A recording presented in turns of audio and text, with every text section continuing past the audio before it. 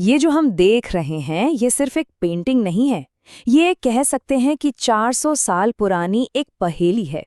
तो आज हम 16वीं सदी के इस मशहूर भारतीय शाहकार की एक-एक परत को खोलेंगे और ये जानने की कोशिश करेंगे कि आखिर ये आज भी इतना खास क्यों है।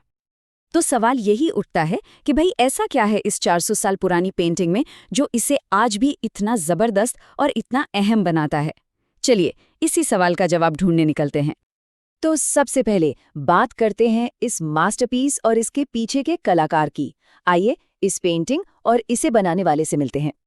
तो हमारे सामने जो कलाकृति है इसका नाम है कृष्ण गोवर्धन पर्वत उठाते हुए। इसे बनाया था एक बहुत ही कमाल के कलाकार मिस्किन ने। और ये बात है सम्राट अकबर के दौर की, यानी करीब करीब 1585 से 1590 के आसपास की।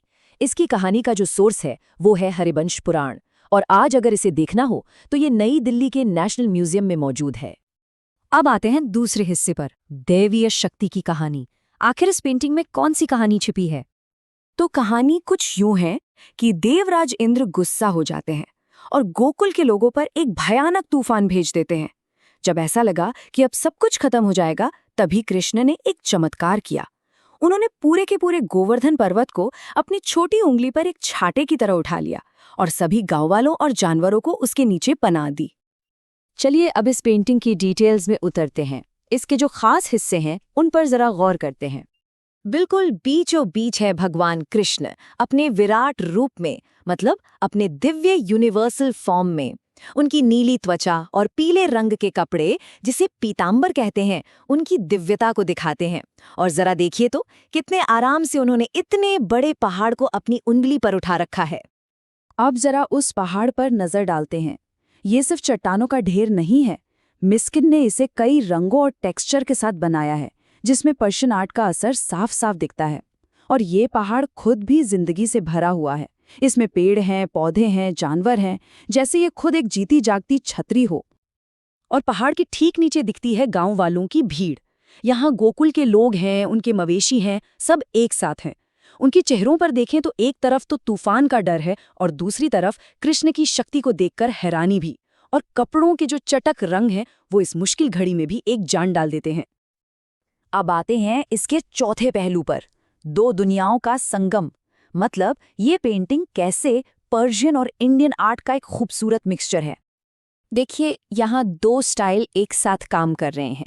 पेंटिंग का जो वर्टिकल डिज़ाइन है और जिस तरह से चट्टानें बनाई गई हैं वो पर्शियन स्टाइल से लिया गया है।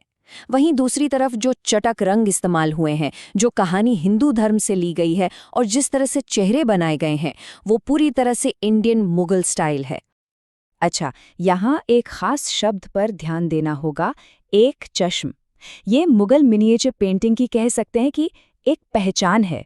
इसका मतलब है कि चेहरे को बिल्कुल साइड प्रोफाइल से, यानी एक तरफ से दिखाया जाता है।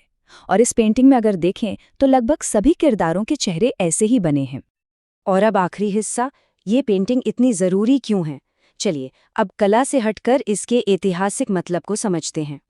ये पेंटिंग बनी थी 1585 से 1590 के बीच, और ये तारीख बहुत कुछ कहती है। पर क्या? ये इसलिए खास है क्योंकि ये पेंटिंग सम्राट अकबर के दौर की निशानी है। अकबर एक ऐसे शासक थे जिन्हें दूसरे धर्मों और संस्कृतियों को जानने में बहुत दिलचस्पी थी, और उन्होंने ही हिंदू कहानियों पर आधारित ऐसी कलाकृतियां बनवाने का काम शुरू करवाया जो उस जमाने के हिसाब से एक बहुत बड़ी और नई सोच थी। अगर इसे एक लाइन में कहें तो अकबर के समय में जो कला बनी वो सिर्फ सजावट के लिए नहीं थी, बल्कि वो भारतीय साहित्य में उनकी गहरी दिलचस्पी और सभी धर्मों को साथ लेकर चलने की उनकी नीति को दिखाती थी। और ये पेंटिंग उसी सोच का एक जीता जागता सबूत है। तो आखिर में ये सवाल बचता है कि कैसे एक अकेली तस्वीर कला, कहानी और एक सम्राट की सोच को मिलाकर एक पूरे दौर की दास्तां कह सकती है। ये हमें याद दिलाता है कि कला सिर्फ एक तस्वीर नहीं होती, बल्कि वो इतिहास का एक ऐसा पन्ना होती है जो सदियों बाद भी हमसे बात करता है।